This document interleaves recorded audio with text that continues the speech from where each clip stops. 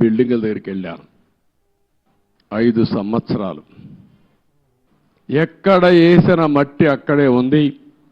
వీలైతే వీళ్ళు చేసిన పని విధ్వంసం చేశారు.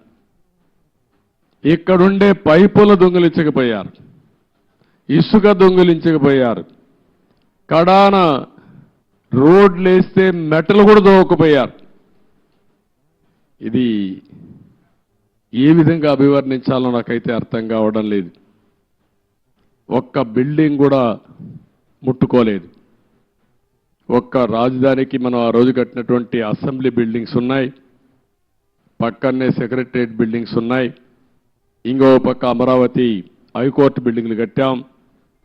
ఆ హైకోర్టు కూడా డిస్ట్రిక్ట్ కోర్టు కోసం కట్టిన బిల్డింగు, అవి మాత్రం మిగిలే పరిస్థితికి వచ్చాయి. ఈ యొక్క రాజధాని మనం చూస్తే దగ్గర దగ్గర